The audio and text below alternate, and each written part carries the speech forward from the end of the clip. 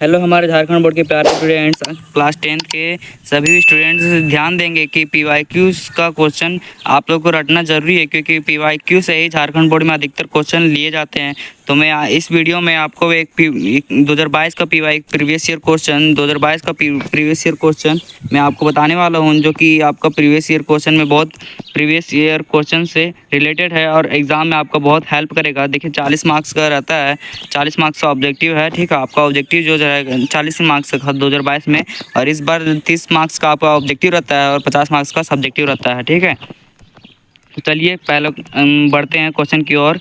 देखिए लिखा हुआ है खंड का जो है अपठित बोध है, इसको पढ़ना पड़ेगा, मतलब कि बिना पढ़े इसको क्वेश्चन आप नहीं दे पाएंगे, इसके लिए पढ़ना पड़ेगा। लिखा है निम्नलिखित गद्यांश को ध्यानपूर्वक पढ़कर संख्या 1 से 5 तक के लिए विकल्प चयन करें। ठीक है, मतलब कि इसको पढ़कर 1 से 5 तक का क्वेश्चन आपको सही आंसर करना है। ठीक है, तो देखिए क्या बोल रहा है, इसको पढ़ना, इस पाठ को पढ़ते हैं हम लोग। गद्यांश को साहस की ज़िंदगी सबसे बड़ी ज़िंदगी होती है। ऐसे ज़िंदगी की सबसे बड़ी पहचान यह है कि वह बिल्कुल निडर बिल्कुल बेवकूफ़ होती है। साहसी मनुष्य की पहली पहचान यह है कि वह इस बात की चिंता नहीं करता कि तमाशा देखने वाले लोग उसके बारे में क्या सोच रहे हैं। ठीक है, तो जनमत की उपेक्षा करके जीने वाला आदमी दुनिया की असली ताकत होता है, और मनुष्यता को प्रकाश भी उसी आदमी से मिलता है। आस पड़ोस को देखकर चलना यह साधारण जीव का काम है। ठीक है, और इसके बाद बोल रहा है कि क्रांति करने वाले लोग अपेक्षा अपने अपने उद्देश्य की तुलना ना तो पड़ोस के उद्देश्य से करते हैं, और ना अपनी चाल को ही पड़ोस की चाल देखकर मध्यमित कर बनाती है। ठीक है, तो देखिए इसका क्वेश्चन जो है वो पढ़ेंगे हम लोग। इसमें लिखा हुआ है साहस की ज़िंदगी सबसे बड़ी क्या होती है। साहस की बड़ी सबसे ज़िंदगी क्या होती है, तो सबसे बड़ी क्या होती है, ज़िंदगी। ठीक है, साहस की सबसे बड़ी ज़िंदगी होती है। ऑप्शन नंबर 2 हो जाएगा इसका सही आंसर। अगला बोल रहा है क्वेश्चन नंबर 2 बोल रहा है कि जनमत की उपेक्षा करके जीने वाला आदमी दुनिया का असली क्या होता है। तो असली क्या होता है, ताकत होता है। ठीक है, ऑप्शन नंबर ए हो जाएगा, उनके 1 ताकत हो जाएगा इसका सही आंसर। अगला बोल रहा है क्वेश्चन नंबर 3 बोल रहा है किस मनुष्य की पहली पहचान यह है कि वह किसी के बारे में कोई चिंता नहीं करता। किस मनुष्य के बारे में यह पहचान है कि किसी के बारे में वो चिंता नहीं करता है, तो वो है हमारा साहसी। ठीक है, साहसी जो है ऑप्शन नंबर 4 ये सही हो जाएगा। साहसी जो है किसी की चिंता नहीं करता है। क्वेश्चन नंबर 4 बोल रहा है जनमत शब्द का समास क्या है। तो जनमत शब्द का क्या है, तो कौन सा समास है ये, तो ऑप्शन नंबर 1 द्वंद्व समास हो जाएगा। ठीक है, समास आप लोग पढ़ लीजिएगा क्लास 10th में। व्याकरण से बहुत सारे क्वेश्चन उठाया जाता है, जिसमें कि आपका समास से सबसे ज़्यादा क्वेश्चन उठाया जाता है। समास आप लोग पढ़ लीजिएगा। अगला बोल रहा है क्वेश्चन नंबर 5 बोल रहा है आस पड़ोस को देखकर चलना यह किसके जीव का काम है। तो किसके जीव का काम है, तो ये साधारण जीव का काम है। ठीक, ऑप्शन नंबर 1 हो जाएगा इसका सही आंसर। अगला बढ़ते अगला बोल रहा था कि यहाँ पर एक और निर्देश दिया गया है। लिखा है प्रस्तुत पद्यांश को ध्यानपूर्वक पढ़कर 6 से लेकर 10 तक के विकल्पों का चयन करें। मतलब कि इसको पढ़ना है, इस पोएम को पढ़ना है, और उसके बाद 6 से लेकर 10 तक का आंसर देना है। देखिए लिखा हुआ है हंस लो 2 क्षण खुशी मिली, हंस लो 2 क्षण की खुशी मिली, वरना जीवन भर कुद्रन है। ठीक है, जीवन भर क्रदुंद है। किसका जीवन हंसी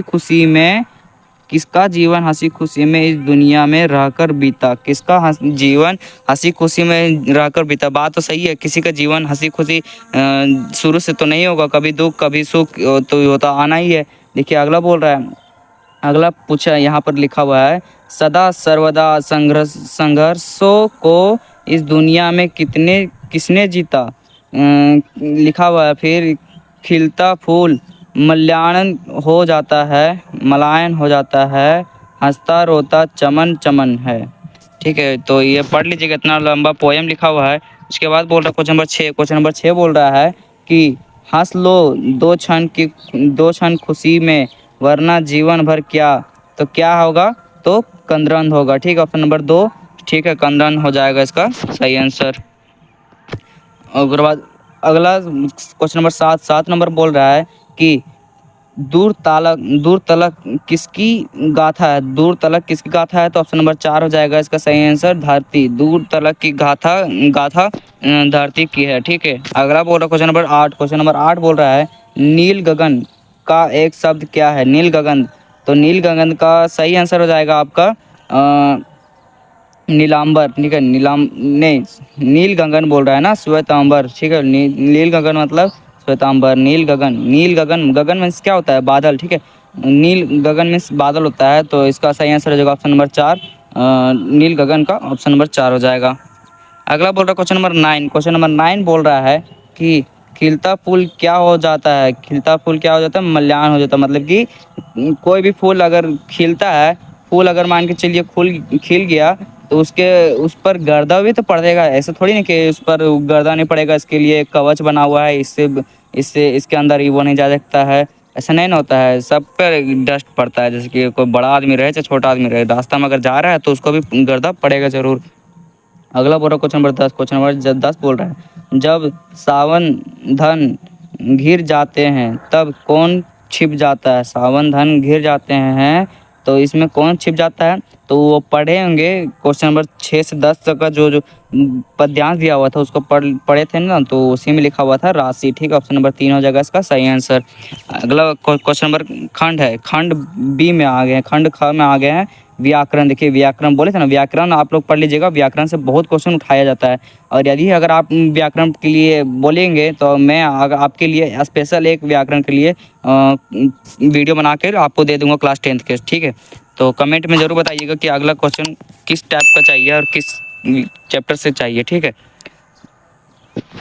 और अगला देखिए क्वेश्चन नंबर 11 बोल रहा है निम्न में से किस वाक्य में आक्रमण किया गया है, तो निम्न में से किस वाक्य में आक्रमण किया गया है, तो वह पुस्तक जो चैप्टर आपका है, ठीक है, चैप्टर में ही आपका दिया गया है, वो हिंदी का चैप्टर जो है उसी में पढ़ लीजिएगा, उसी में लिखा हुआ है, चैप्टर से लिया गया है, लिखा हुआ है वह पुस्तक पढ़ रहा था। ठीक है, आक्रमण कौन सा है, तो आक्रमण क्रिया वह पुस्तक पढ़ रहा है, इसमें आक्रमण दिया गया है। ठीक है, अकर्मक ठीक है, अकर्मक क्रिया है जो ये वह पुस्तक पढ़ रहा है, कर्मक क्रिया हो गया।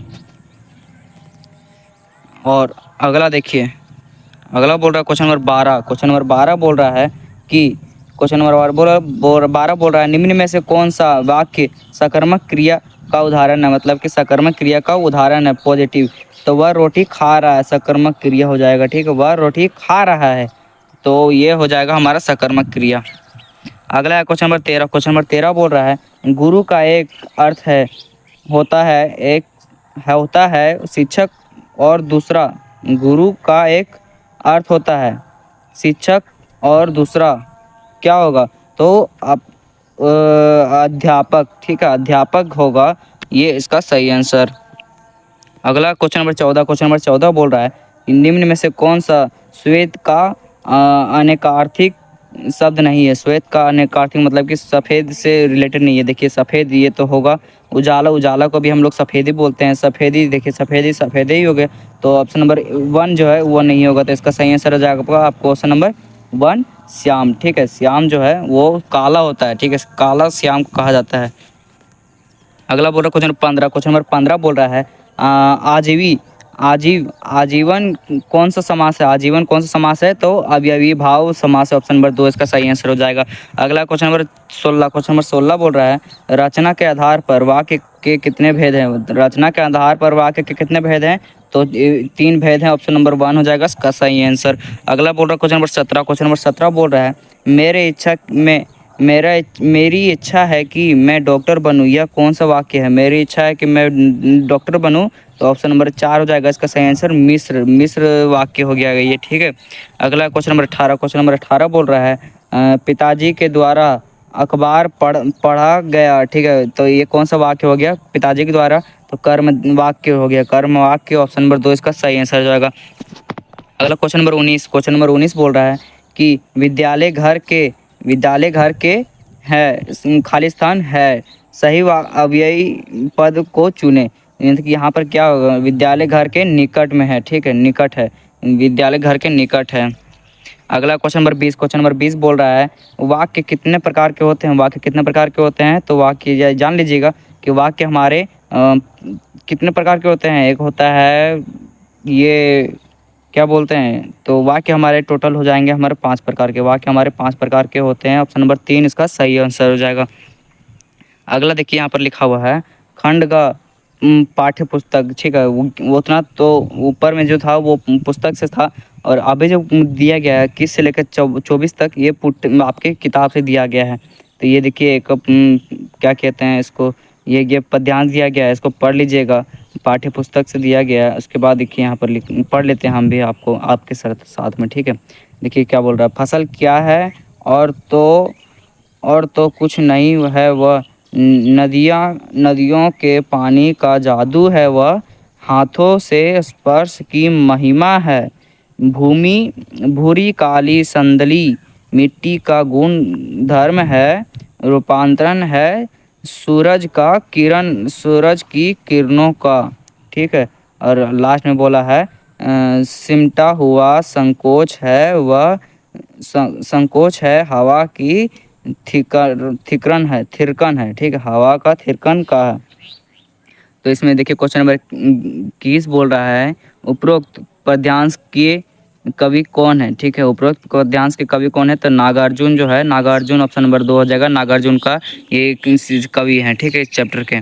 तो अगला बोल रहा है क्वेश्चन नंबर 22। क्वेश्चन नंबर 22 बोल रहा है फसल किसका जादू है। फसल किसका जादू है, नदियों के पानी का। देखिए वहाँ पर पढ़े थे ना, फसल किसका जादू है, तो नदियों का पानी का, ठीक है, ऑप्शन नंबर 3 हो जाएगा। अगला बोल रहा है क्वेश्चन नंबर 23। क्वेश्चन नंबर 23 बोल रहा है फसल किसका गुणधर्म है। फसल किसका गुण है, तो मिश्रित मिट्टी का। वहाँ पर 3 प्रकार का मिट्टी था ना, तो उसको मिश्रित मिट्टी को बोलेंगे। देखिए अगला बोल रहा है क्वेश्चन नंबर 24। क्वेश्चन नंबर 24 बोल रहा है फसल किसका रूपांतरण है। फसल किसका, सूरज की किरणों का। वहाँ पर देखिए सब लिखा हुआ है, सब लिखा हुआ है, सबसे वहीं से क्वेश्चन उठाया गया है। सब आसान क्वेश्चन पूछता है। देखिए क्वेश्चन नंबर 25 बोल रहा है कि सूरज, ठीक है, सूरदास की काव्य भाषा है, ठीक है। सूरदास की काव्य भाषा है क्या है, तो ब्रज भाषा। ये इंपॉर्टेंट है, ठीक है, ये वीवीआई है, ठीक है, ये याद रखिएगा। ब्रज भाषा जो है वो किसका काव्य भाषा है, तो सूरदास का। ये आता है, मोस्ट इंपॉर्टेंट है, याद रख लीजिएगा। अगला है क्वेश्चन नंबर 26। क्वेश्चन नंबर 26 बोल रहा है गोपियों ने किसे भाग्यवान कहा है, तो गोपियों ने उद्धव को भाग्यवान कहा है। ऑप्शन नंबर 1 हो जाएगा इसका सही आंसर। ये देखिए ये सब पढ़ लीजिएगा। सबसे चैप्टर जो है मोस्ट इंपॉर्टेंट है, गोपिया हो गया, गोपियों से रिलेटेड जो है ये सब आता है। अगला क्वेश्चन नंबर 27 बोल रहा है उत्साह कविता में कवि ने किसके गरजने को कहा है। उत्साह जो चैप्टर है उसमें कवि ने किसको गरजने के कहा है, तो ऑप्शन नंबर 2 इसका हो जाएगा बादल को गरजने के लिए कहा है, ठीक है। आकाश तो गरजता नहीं है ना, बादल गरजता है, तो ऑप्शन नंबर हो जाएगा उसका। अगला बोल रहा है क्वेश्चन नंबर 28। क्वेश्चन नंबर 28 बोल रहा है विकल विकल उन्निम थे, ठीक है, विकल उन्निम थे उन्निम पंक्ति किस कविता की है, ये जो है किस कविता की है, तो ऑप्शन नंबर 2 हो जाएगा इसका सही आंसर, पद की कविता है, ठीक है। फिर देखिए यहाँ पर दिया है निर्देश दिया गया है कि प्रस्तुत पद गद्यांश को ध्यानपूर्वक पढ़ के 29 से लेकर 32 तक 32 का सही आंसर चयन करें। इसको पढ़ना पड़ेगा हमको। चलिए पढ़ते हैं हम लोग। लिखा हुआ है हलदर साहब को पान वाले द्वारा एक देशभक्त का इस तरह मजाक उड़ाया जाना अच्छा नहीं लगा, ठीक है। मुड़कर देखा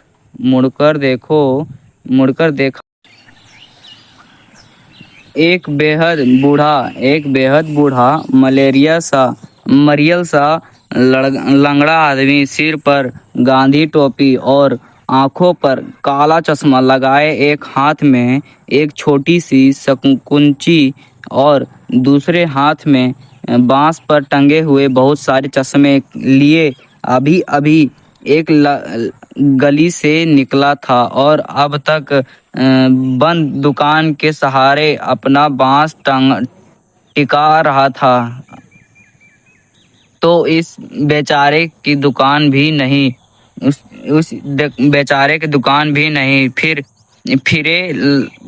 फेरी लगता। ठीक है, फेरी लगता, उसके बाद लगता है, ठीक है, फेरी लगता है। हवलदार साहब चक्कर में पड़ गए, पूछना चाहते थे इसे कैप्टन क्यों कहते हैं, क्या यही इसका वास्तविक नाम है। तो देखिए कैप्टन जो है, उसको जो चश्मा वाला था ना, उसको कैप्टन कहा करते थे। तो देखिए कैप्टन क्यों कहा करते थे उसके आपको चैप्टर में वहाँ पर बताया गया है। तो देखिए क्वेश्चन नंबर 29 बोल रहा है, क्वेश्चन नंबर 29 बोल रहा है प्रस्तुत गद्यांश के लेखक कौन है। तो स्वयं प्रकाश जो है इसका लेखक है। क्वेश्चन नंबर ए हो जाएगा, इसका सही आंसर स्वयं प्रकाश। ठीक है, इसका सही आंसर हो जाएगा।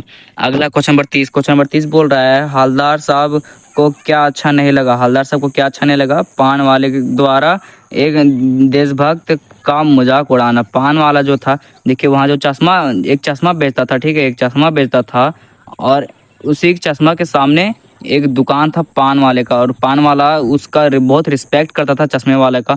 और उस एक आदमी आया और उसका चश्मे वाले का मजाक उड़ा दिया। ठीक है, और चश्मा वाला देशभक्त था, तो देशभक्त का मजाक उड़ाना किसी को भी मजाक अच्छा नहीं लगेगा, पर वो आया नया आदमी और वो उसका मजाक उड़ाया था, तो पान वाले को अच्छा नहीं लगा। तो इसका सही आंसर हो जाएगा ऑप्शन नंबर 2 सही आंसर हो जाएगा। अगला बोल रहा है क्वेश्चन नंबर 31, क्वेश्चन नंबर 31 बोल रहा है बूढ़ा मरियल सा लंगड़ा आदमी कौन था। तो बूढ़ा लंगड़ा बूढ़ा मरियल सा आदमी कौन था। तो ऑप्शन नंबर जो ऑप्शन नंबर 3 है, ऑप्शन नंबर 3 इसका सही आंसर हो जाएगा। ठीक है, ऑप्शन नंबर 3 कैप्टन, जो कैप्टन था, देखिए वहाँ पर लिखा हुआ था कैप्टन क्यों कहते हैं, तो वही कैप्टन है बूढ़ा मरियल सा। क्वेश्चन नंबर 32 बोल रहा है, क्वेश्चन नंबर 32 बोल रहा है कैप्टन क्या काम करता था। कैप्टन क्या काम करता था, तो चश्मा बेचता था। ऑप्शन नंबर 4 इसका सही आंसर हो जाएगा। ठीक है, अगला बोल रहा है क्वेश्चन नंबर 32, क्वेश्चन नंबर 32 बोल रहा है बाल गोविंद भगत किस प्रकार का पाठ है। बाल गोविंद भगत किस प्रकार का पाठ है। तो बाल गोविंद जो है वो एक रेखा चित्र है। ठीक है, बाल गोविंद भगत जो है वो रेखा चित्र है। ऑप्शन नंबर 2 इसका सही आंसर हो जाएगा। अगला बोल रहा है क्वेश्चन नंबर 34, क्वेश्चन नंबर 34 बोल रहा है 34 बोल रहा है बाल गोविंद भगत किस कद के आदमी थे। तो बाल गोविंद भगत किस प्रकार कद के आदमी थे, तो वो मंझोले कद के आदमी थे। ऑप्शन नंबर 4 इसका सही आंसर हो जाएगा। ठीक है, मंझोले कद के आदमी थे। अगला है क्वेश्चन नंबर 35, क्वेश्चन नंबर 35 बोल रहा है बाल गोविंद भगत साहब किनको मानते थे। बाल गोविंद भगत साहब किसको मानते थे, तो तुलसीदास को। ठीक है, तुलसी जी, तो तुलसी को ही वो साहब मानते थे बाल गोविंद भगत। अगला बोल रहा क्वेश्चन नंबर 36, बाल गोविंद भगत की संगीत साधना का चरण। ठीक है, बाल गोविंद भगत की संगीत साधना का चरम उत्कर्ष किस दिन देखा गया। ठीक है, किस दिन देखा गया, तो जिस दिन उनका बेटा मरा। ठीक है, जिस दिन उसका बेटा मरा उस दिन उसका चरम साधना और चरम देखिए फिर दिया गया है, निर्देश दिया गया है कि प्रस्तुत गद्यांश को ध्यानपूर्वक पढ़कर 37 से लेकर 40 तक उत्तर सही चयन में करें। ठीक है, इसका भी पढ़ना पड़ेगा और उसके बाद फिर हम लोग उत्तर देंगे। तो इसको पढ़ते हैं। पहले लिखा हुआ है जब कभी मैया है अचानक पकड़ पाती, तब हमारे लाख झपटने पर भी एक चुलचुलू कड़वा तेल हमारे सिर पे डाल देती थी। ठीक है, और फिर बोल रहा है हम रोने लगते और बाबूजी उस पर बिगड़ खड़े होते, और पर वह हमारे सिर पर तेल बोतकर हमें उबटकर ही छोड़ते थे। देखिए फिर हमारी नाभि और लीलार में काजल को बिंदी लगाकर चोटी गूंथती और उसमें फूलदार लट्टू बांधकर रंगीन कुतरा टोपी पहना देती थी। हम खासे कन्हैया बनकर बाबूजी की गोद में सिसकते बाहर आते थे। देखिए अगला इसके इसी से रिलेटेड क्वेश्चन है। क्वेश्चन नंबर 37 बोल रहा है प्रस्तुत गद्यांश के लेखक कौन है, तो इसके हैं शिव पूजन सहाय, जो ऑप्शन नंबर 1 है इसका सही आंसर होगा, शिव पूजन सहाय इसके लेखक हैं। अगला क्वेश्चन नंबर 38 बोल रहा है कि कड़वा तेल किस तेल को कहा जाता है, कड़वा तेल सरसों तेल को कहा जाता है। ऑप्शन नंबर 4, झारखंड के हर एक आदमी को पता होगा कि कड़वा तेल, स्टूडेंट्स को पता होगा कड़वा तेल सरसों तेल को कहा जाता है और हम लोग लगाते भी हैं। क्वेश्चन नंबर 39 बोल रहा है लेखक की माँ काजल कहाँ लगाती थी, तो काजल कहाँ लगाती थी, नाभि के लीलार पर। अभी ऑप्शन नंबर 2 नाभि के लीलार पर लगाती थी। ठीक है, लास्ट क्वेश्चन है।